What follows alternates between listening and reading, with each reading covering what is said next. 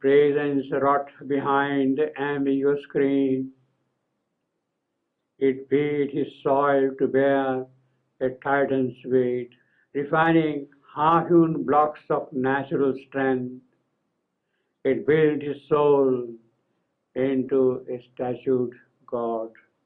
There is the immanent, the divine present close to us, residing in the cosmos.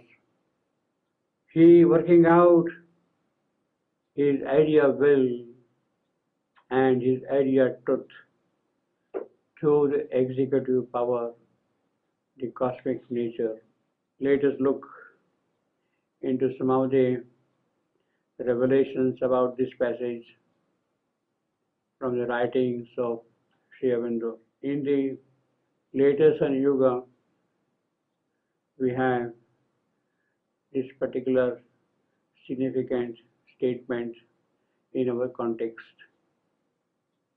It is autobiographical also and very precious in the sense of one rapidly moving towards higher and higher spiritual realizations. My spiritual experiences were not divorced from this world, but had an inner and infinite bearing on it, bearing on this world, such as the feeling of the infinite pervading material space and the immanent inhabiting material objects and bodies. At the same time, I found myself entering into supraphysical worlds and planes with influences and an effect from them upon the material plane.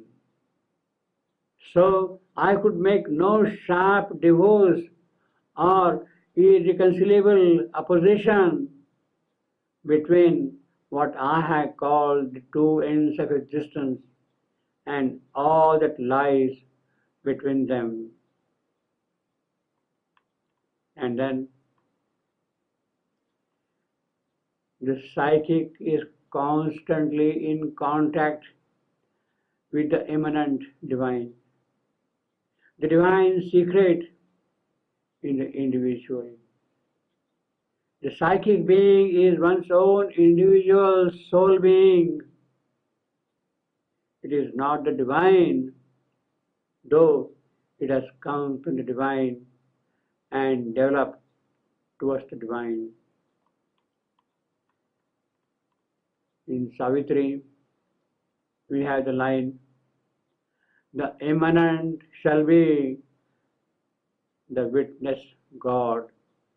Yes, the immanent shall be the Sakshi Purusha.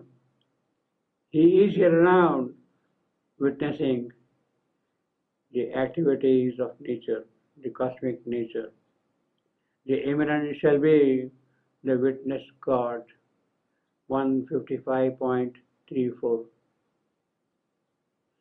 The march is toward this earthly life becoming the life divine. This will happen when the heavenly supermind shall touch the earth's soil. In mortal man, the superman shall awake. In the cave of the heart, Hridaya Guha, the hidden God, the little spark of the divine Agni will blaze out, and God light and God force lead the race towards expressive immortality. Towards expressive immortality. It is towards that the race will be led by the divine Agni seated as a small portion in our heart. When that happens, then shall the immanent look at things participatively. He shall participate in the things which are happening around. There are actually three poises of the divine being. Three poises of the divine being. In the language of the Gita, we have Kshara Purusha, Akshara Purusha, and Uttama Purusha. We can put it differently. The three eternal states or poises of the divine being are eternal, immutable self-existence, basis and support of existent things. Yes, all that we see around, the phenomenal world, all that exists around is supported by the eternal, immutable self-existence. The second poise is spirit mutable in nature, manifested by her as all these existences. Beyond that, the transcendent divine is he who can be both these at once, both eternal immutable self-existence and spirit mutable in nature.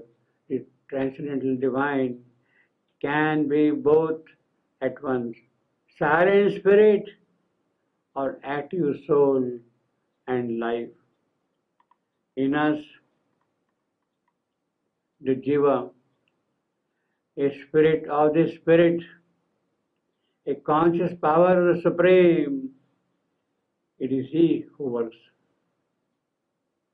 He is one who carries in his deepest self the whole of the immanent divine, and in nature lives in the universal divine.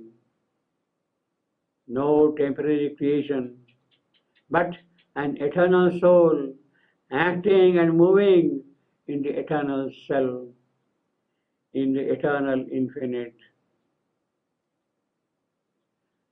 The immanent lives in man as in his house. Yes, the immanent is here, and he lives in us as if he is living. In fact, as he is living in his house. The immanent lives in man as in his house.